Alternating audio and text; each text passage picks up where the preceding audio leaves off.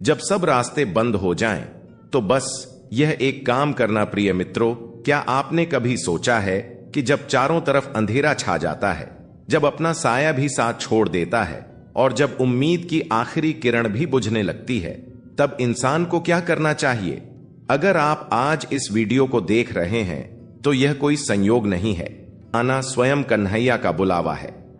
हो सकता है कि आपके जीवन में कोई ऐसा प्रश्न हो, कोई ऐसी पीड़ा हो जिसका उत्तर आपको अब तक नहीं मिला, लेकिन आज इस वीडियो के अंत तक आपको वह शांति मिलेगी जिसकी तलाश में आप भटक रहे हैं।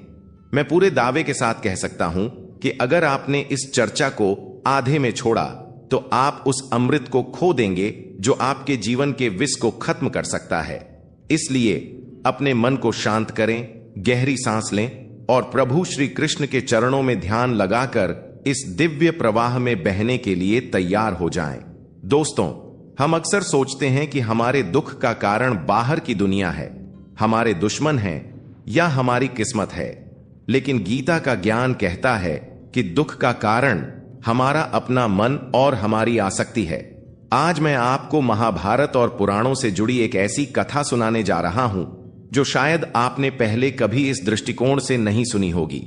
यह कथा आपको सिखाएगी कि जिसे हम अंत समझते हैं, असल में वहीं से ईश्वर की नई शुरुआत होती है। यह कहानी है भक्त और भगवान के उस रिश्ते की जहां तर्क खत्म होता है और चमत्कार शुरू होता है। प्रेम से बोलिए राधे राधे और चलिए प्रवेश करते हैं उस कालखंड में जब भगवान स्वयं धरती पर विचरण करते थे। एक बार की बात है, द्वारका में प्रभु श्री कृष्ण अपने महल में विश्राम कर रहे थे। रुक्मिणी जी उनके चरण दबा रही थीं। अचानक श्री कृष्ण की आंखों से आंसू बहने लगे। रुक्मिणी जी घबरा गईं। उन्होंने पूछा, प्रभु, आप तो त्रिभुवन के स्वामी हैं, आपके एक इशारे पर सृष्टि बनती और बिगड़ती है, फिर आपकी आंखों में ये आंसू? कौन सा ऐसा दुख है जो आपको सता रहा है? श्री कृष्ण मुस्कुराए, लेकिन वह मुस्कान दर्द से भरी थी। उन्होंने कहा, रुक्मिणी, मुझे मेरा एक भक्त याद आ रहा है। वह इस समय भारी संकट में है, लेकिन समस्या यह है कि वह मुझे पुकार नहीं रहा है। वह अपनी ताकत से लड़ रहा है। रुक्मिणी ने पूछा, तो आप जाकर उसकी मदद क्यों नहीं करते? कृष्ण बोले, यही तो नियम है प्रिय। जब तक जीव को अपनी शक्ति पर अहंकार रहता है, जब तक उसे लगता है कि वह खुद सब संभाल लेगा, तब तक मैं बीच में नहीं आता। मैं केवल साक्षी बनकर देखता हूं। जिस क्षण वह पूरी तरह टूटकर हे गोविंद, अब यह मुझसे नहीं होगा कहकर मुझे पुकारता है, उसी क्षण मैं नंगे पांव दौड़ा चला आता हूं। यह भक्त कोई और नहीं बल्कि कुरुक्षेत्र के युद्ध के बाद का एक प्रसंग है। हम अक्सर द्रौपदी के चीरहरण की बात करते हैं, लेकिन आज मैं आपको एक अलग घटना बताता हूं जो हमारे अहंकार पर चोट करती है। यह कथा है महाभारत के युद्ध के बाद की, जब पांडवों ने अश्वमेध यज्ञ करने का निर्णय लिया। युधिष्ठिर अब राजा बन चुके थे। उनके पास अपार धन, संपदा और श्री कृष्ण का साथ था। यज्ञ की तैयारी शुरू हुई। दूर दूर से आर्ष मुनि, राजा, महाराजा और प्रजा को निमंत्रण दिया गया। युधिष्ठिर ने अपने भाइयों से कहा कि खजाने के मुंह खोल दिए जाएं। कोई भी याचक, कोई भी गरीब खाली हाथ न जाए। इतना दान दिया गया कि लोग युधिष्ठिर की जय के नारे लगाने लगे। भीम, अर्जुन, नकुल और सहदेव को बड़ा गर्व महसूस हो रहा था कि हमारे बड़े भाई जैसा दानी इस दुनिया में कोई नहीं है। यहां तक कि स्वयं युधिष्ठिर के मन में भी एक सूक्ष्म अहंकार ने जन्म ले लिया। उन्हें लगने लगा कि उन्होंने इतिहास का सबसे महान यज्ञ और सबसे बड़ा दान किया है। जब यज्ञ पूर्ण हुआ तो आकाश से फूलों की वर्षा हुई। सभी लोग राजा की प्रशंसा कर रहे थे। श्री कृष्ण वहां मंद मंद मुस्कुरा रहे थे, क्योंकि वे जानते थे कि उनके भक्त के मन में अहंकार रूपी मैल आ गया है, और जब तक यह मैल धुलेगा नहीं, तब तक भक्ति पूर्ण नहीं होगी। तभी उस यज्ञ मंडप में एक अजीब घटना घटी। वहां कहीं से एक नेवला आया, लेकिन यह कोई साधारण नेवला नहीं था। उसका आधा शरीर सोने का था और आधा शरीर सामान्य। वह नेवला आया और यज्ञ की बची हुई राख और जूठन में लौटने लगा। वह बार बार जमीन पर रगड़ता, फिर अपने शरीर को देखता और निराश हो जाता। यह देखकर सभी चकित रह गए। युधिष्ठिर ने पूछा, हे विचित्र प्राणी, तुम कौन हो और यह पागलों जैसी हरकत क्यों कर रहे हो? क्या तुम्हें भूख लगी है? हमारे पास 56 भोग है, तुम जो चाहो ग्रहण करो। नेवले ने मनुष्य की वाणी में उत्तर दिया और उसकी बात सुनकर सन्नाटा छा गया। नेवला बोला, राजन, मुझे भूख नहीं है और तुम अपने इस यज्ञ पर और इस दान पर इतना घमंड मत करो। तुम्हारा यह यज्ञ उस सत्तू के एक मुट्ठी दान के बराबर भी नहीं है जो उस गरीब ब्राह्मण ने कुरुक्षेत्र के पास के गांव में दिया था। युधिष्ठिर और पांडवों को यह बात चुभ गई। उन्होंने कहा, तुम क्या कह रहे हो? हमने करोड़ों स्वर्ण मुद्राएं दान की हैं, लाखों लोगों को भोजन कराया है। तुम हमारी तुलना एक मुट्ठी सत्तू से कर रहे हो। तब उस नेवले ने जो कहानी सुनाई वह आज के कलयुग में हर उस इंसान को सुननी चाहिए जिसे अपनी दौलत या अपने कर्मों पर घमंड है। नेवले ने कहा, राजन, बहुत समय पहले की बात है। इसी क्षेत्र में भयंकर अकाल पड़ा था। एक गरीब ब्राह्मण अपने परिवार के साथ रहता था। वह, उसकी पत्नी, उसका बेटा और उसकी बहू, वे कई दिनों से भूखे थे। वे भिक्षा मांगकर जीते थे, लेकिन अकाल के कारण भिक्षा भी नहीं मिल रही थी। कई दिनों के उपवास के बाद एक दिन ब्राह्मण को कहीं से थोड़ा सा जौ का आटा मिला। घर में खुशी की लहर दौड़ गई। उन्होंने उस आटे को 4 हिस्सों में बांटा ताकि चारों लोग थोड़ा थोड़ा खाकर अपनी जान बचा सकें। अभी वे भोजन करने बैठे ही थे कि दरवाजे पर किसी ने दस्तक दी। बाहर एक अतिथि खड़ा था जो भूख से कांप रहा था। उसने कहा, भाई, मैं बहुत भूखा हूं, क्या कुछ खाने को मिलेगा? भारत की संस्कृति है अतिथि देवो भव। ब्राह्मण ने अपनी भूख को मार दिया। उसने सोचा कि गृहस्थ का धर्म है अतिथि की सेवा करना। उसने अपने हिस्से का सत्तू उस अतिथि को दे दिया, लेकिन अतिथि की भूख शांत नहीं हुई। यह देखकर ब्राह्मण की पत्नी उठी और उसने कहा, स्वामी, आप मेरे पति हैं। अगर आप भूखे रहेंगे तो मेरा धर्म नहीं बचेगा और यह अतिथि भी भूखा है। यह कहकर उसने अपना हिस्सा भी दे दिया। अतिथि ने वह भी खा लिया, फिर भी उसकी भूख नहीं मिटी। फिर बेटे ने अपना हिस्सा दिया और अंत में बहू ने भी अपना हिस्सा दे दिया। वह पूरा सत्तू खाने के बाद अतिथि तृप्त हुआ और आशीर्वाद देकर चला गया। उस रात भूख से कमजोर होकर उन चारों की मृत्यु हो गई। नेवले की आंखों में आंसू थे। उसने कहा, राजन, जब वह अतिथि खाना खा रहा था तो जमीन पर सत्तू के कुछ कण गिर गए थे। मैं उस समय वहां से गुजर रहा था। मैं उन कणों पर लौट गया। उस त्याग और बलिदान की शक्ति इतनी महान थी कि मेरा आधा शरीर जो उस सत्तू के कणों के संपर्क में आया वह सोने का हो गया। तब से मैं पूरी दुनिया में घूम रहा हूं। मैंने बड़े बड़े यज्ञ देखे, बड़े बड़े दानी देखे। मैं हर यज्ञ की राख में जाकर लौटता हूं इस उम्मीद में कि शायद मेरा बाकी आधा शरीर भी सोने का हो जाए। आज तुम्हारे इस भव्य राजसूय यज्ञ में भी मैं इसी उम्मीद से आया था, लेकिन यहां लौटने के बाद भी मेरा शरीर सोने का नहीं हुआ। इसका मतलब साफ है राजन, तुम्हारा यह लाखों का दान उस भूखे परिवार के एक मुट्ठी सत्तू के त्याग के सामने फीका है, क्योंकि तुमने अतिरिक्त दिया है जबकि उन्होंने अपना सर्वस्व दिया था। तुमने अहंकार में दिया, उन्होंने करुणा में दिया। यह सुनकर युधिष्ठिर का सिर झुक गया। श्री कृष्ण ने युधिष्ठिर के कंधे पर हाथ रखा और कहा, पार्थ, ईश्वर वस्तु नहीं देखता, वह भाव देखता है। तुम लाखों स्वर्ण मुद्राएं चढ़ा दो, लेकिन अगर मन में यह भाव है कि मैं दे रहा हूं तो वह मुझे स्वीकार नहीं।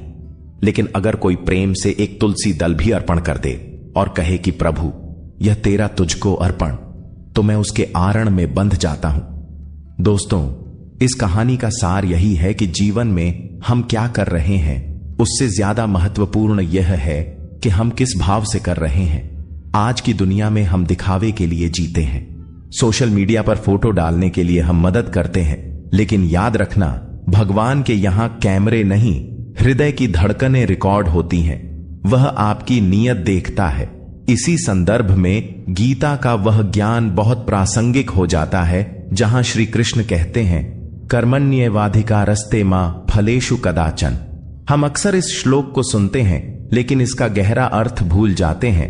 हम कर्म इसलिए करते हैं ताकि हमें फल मिले, और जब फल हमारे मन मुताबिक नहीं मिलता तो हम दुखी हो जाते हैं, डिप्रेशन में चले जाते हैं। लेकिन कृष्ण कहते हैं कि जिस क्षण तुमने फल की चिंता छोड़ दी उसी क्षण तुम मुक्त हो गए। इसका मतलब यह नहीं कि हम योजना न बनाएं या लक्ष्य न रखें। इसका मतलब है कि हम अपना 100% दें, पूरी ईमानदारी से मेहनत करें और उसके बाद परिणाम को ईश्वर के चरणों में छोड़ दें। जैसे एक किसान बीज बोता है, खाद डालता है, पानी देता है, यह उसका कर्म है। लेकिन बारिश होगी या नहीं, फसल कितनी होगी, यह प्रकृति के हाथ में है। अगर किसान रोज चिंता करेगा तो वह न तो सो पाएगा और न ही अगली फसल बो पाएगा। जीवन भी ऐसा ही है। अब मैं आपको एक और प्रसंग की ओर ले चलता हूं जो आपके मन के भय को जड़ से उखाड़ फेंकेगा। हम सब मौत से डरते हैं, बीमारी से डरते हैं, भविष्य की अनहोनी से डरते हैं। लेकिन महाभारत के युद्ध के समय एक अद्भुत घटना घटी थी जो हमें समर्पण की शक्ति सिखाती है। जब युद्ध समाप्त हुआ और भीष्म पितामह तीरों की शैया पर लेटे थे, वे इच्छा मृत्यु का वरदान प्राप्त थे, फिर भी वे महीनों तक तीरों की शैया पर कष्ट सहते रहे। एक दिन द्रौपदी, श्री कृष्ण और 5 पांडव उनसे मिलने गए। भीष्म को दर्द में देखकर द्रौपदी को हंसी आ गई। यह देखकर भीम को बहुत गुस्सा आया, लेकिन भीष्म ने रोक दिया। भीष्म ने पूछा, बेटी तुम क्यों हंसी? द्रौपदी ने कहा, पितामह आज आप धर्म का उपदेश दे रहे हैं, लेकिन जब भरी सभा में मेरा चीरहरण हो रहा था तब आपका धर्म कहां गया था? आप तो चुप बैठे थे। भीष्म की आंखों से आंसू आ गए। उन्होंने कहा, बेटी उस समय मैं दुर्योधन का पाप का अन्न खा रहा था। जैसा खाए अन्न वैसा होए मन। उस पाप के अन्न ने मेरी बुद्धि को जड़ कर दिया था, लेकिन आज अर्जुन के तीरों ने मेरा सारा दूषित रक्त निकाल दिया है, इसलिए अब शुद्ध अंतरात्मा से धर्म निकल रहा है। फिर भीष्म ने श्री कृष्ण की ओर देखा और हाथ जोड़कर कहा, मधुसूदन, मैं जानता हूं कि आप ही परमेश्वर हैं। मैं आपसे एक प्रश्न पूछना चाहता हूं। मैंने अपने जीवन में कभी कोई पाप जानबूझकर नहीं किया। मैंने हमेशा ब्रह्मचर्य का पालन किया, हस्तिनापुर की सेवा की। फिर भी मुझे अंत समय में यह तीरों की शैया क्यों मिली? मुझे इतनी पीड़ा क्यों? तब भगवान श्री कृष्ण ने जो जवाब दिया वह आपके रोंगटे खड़े कर देगा। कृष्ण ने कहा, पितामह आप अपने पिछले जन्मों को याद कीजिए। भीष्म ने कहा, मुझे अपने पिछले 100 जन्म याद हैं। मैंने कभी किसी चींटी को भी नहीं सताया। कृष्ण ने मुस्कुराते हुए कहा, आप 151 जन्म भूल रहे हैं। उस जन्म में आप एक राजकुमार थे। एक दिन आप शिकार पर जा रहे थे तो रास्ते में एक सांप पड़ा था। आपने अपने धनुष की नोक से उसे उठाया और पीछे की ओर फेंक दिया। वह सांप कटीली झाड़ियों पर जा गिरा। उसके शरीर में हजारों कांटे चुभ गए। वह जितने दिन तड़पता रहा उतने ही दिन आपको भी इस जन्म में तड़पना पड़ रहा है। भीष्म अवाक रह गए।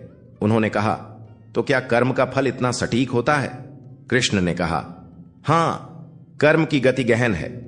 इंसान को लगता है कि कोई नहीं देख रहा, लेकिन यह ब्रह्मांड हर क्रिया की प्रतिक्रिया सुरक्षित रखता है। समय लग सकता है, लेकिन भुगतान करना ही पड़ता है। दोस्तों, यह सुनकर आपको डरना नहीं है, बल्कि सतर्क होना है। हम अक्सर सोचते हैं कि अरे छोटी सी गलती ही तो है, चलता है। लेकिन आध्यात्मिक मार्ग पर चलने वाले साधक जानते हैं कि हमें अपने कर्मों के प्रति कितना सजग रहना चाहिए। लेकिन अगर हमसे गलतियां हो गई हैं तो क्या कोई रास्ता नहीं है? क्या हम सिर्फ सजा भुगतने के लिए पैदा हुए हैं? नहीं, यहीं पर भक्ति और नाम संकीर्तन की शक्ति आती है। जैसे आग का एक छोटा सा अंगारा रुई के पहाड़ को जलाकर राख कर सकता है, वैसे ही प्रभु का नाम हमारे संचित पापों को भस्म कर सकता है। लेकिन शर्त यह है कि पुकार दिल से होनी चाहिए, केवल होठों से नहीं।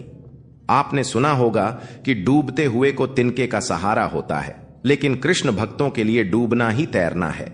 जब गजराज को मगरमच्छ ने पकड़ लिया था तो उसने अपनी पूरी ताकत लगाई।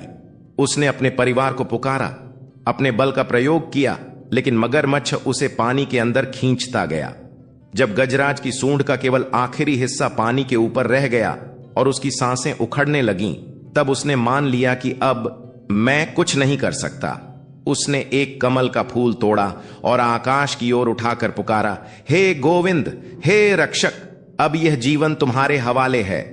शास्त्रों में वर्णन है कि जैसे ही गो शब्द निकला, विंद कहने से पहले ही भगवान गरुड़ को छोड़कर कूद पड़े। भगवान इतने उतावले थे कि उन्होंने गरुड़ का भी इंतजार नहीं किया। इसका अर्थ यह है कि परमात्मा हमसे दूर नहीं है, वह बस हमारे अहंकार के टूटने का इंतजार कर रहा है। हम अपनी बुद्धि की दीवार खड़ी करके रखते हैं। हम सोचते हैं डॉक्टर बचा लेगा, पैसा बचा लेगा, वकील बचा लेगा। जब तक यह भरोसा रहता है ईश्वर दूर रहता है। तो अब सवाल उठता है कि हम अपने जीवन को कैसे बदलें? आज, अभी, इसी वक्त से। सबसे पहले स्वीकार करना सीखें। जीवन में जो भी परिस्थिति है उसे ईश्वर का प्रसाद समझकर स्वीकार करें। अगर सुख है तो कहो प्रभु आपकी कृपा, और अगर दुख है तो कहो प्रभु आपकी मर्जी। जिस दिन आप शिकायत करना बंद कर देंगे उसी दिन से चमत्कार शुरू हो जाएगा। दूसरा, निरंतरता। जैसे हम शरीर को जिंदा रखने के लिए रोज खाना खाते हैं, वैसे ही आत्मा को जिंदा रखने के लिए रोज सत्संग और नाम जाप जरूरी है। आप कहते हैं मन नहीं लगता। मैं कहता हूं बिना मन के भी नाम लो। दवा कड़वी हो या मीठी, पेट में जाकर असर करती ही है। उसी तरह भगवान का नाम चाहे गुस्से में लो, चाहे बिना मन के, वह अपना काम करेगा। अजामिल ने तो अपने बेटे को पुकारा था नारायण, फिर भी वह तर गया। तो अगर आप श्रद्धा से पुकारेंगे तो क्या होगा, इसकी आप कल्पना भी नहीं कर सकते। तीसरा, सेवा। याद रखें, भगवान मंदिरों में उतनी जल्दी नहीं मिलते जितनी जल्दी किसी दुखी इंसान की मदद करने में मिलते हैं। अगर आप किसी के चेहरे पर मुस्कान ला सकते हैं तो समझ लेना कि आपने गोविंद की पूजा कर ली। नेवले वाली कहानी हमें यही सिखाती है कि त्याग का मूल्य सोने से ज्यादा है। मेरे प्यारे दोस्तों, यह जीवन एक रंगमंच है। हम सब कठपुतलियां हैं। डोर उस नटवर नागर के हाथ में है। क्यों व्यर्थ की चिंता में घुलते हो? जो कल था वह आज नहीं है, और जो आज है वह कल नहीं रहेगा। केवल एक ही सत्य है, श्री कृष्ण का प्रेम। जब आप रात को सोने जाएं तो अपने सारे बोझ, सारी चिंताएं, अपनी सफलता और असफलता, सब कुछ मानसिक रूप से श्री कृष्ण के चरणों में रख दें। उनसे कहें प्रभु, यह दिन तूने दिया था, मैंने इसे जी लिया। अब रात तेरी है, मुझे अपनी गोद में सुला ले। यकीन मानिए आपको ऐसी नींद आएगी जो किसी बादशाह को भी नसीब नहीं होती। अपने आप को कभी अकेला मत समझना। जब दुनिया आपके खिलाफ हो, जब अपने मुंह मोड़ लें तो आईने में देखना और मुस्कुराना, क्योंकि आपके अंदर बैठा परमात्मा आपके साथ है। आप एक दिव्य आत्मा हैं, आप अमृत की संतान हैं। अपने तेज को पहचानें, उठें, जागें और तब तक न रुकें जब तक आपको अपने असली स्वरूप, उस परमात्मा की प्राप्ति न हो जाए। अंत में मैं बस इतना कहूंगा कि यह चैनल एक चैनल नहीं बल्कि एक परिवार है, एक सत्संग है। हम यहां इसलिए जुड़े हैं ताकि हम एक दूसरे को याद दिला सकें कि हम भूले हुए राही हैं और हमारा असली घर श्री कृष्ण के चरण हैं।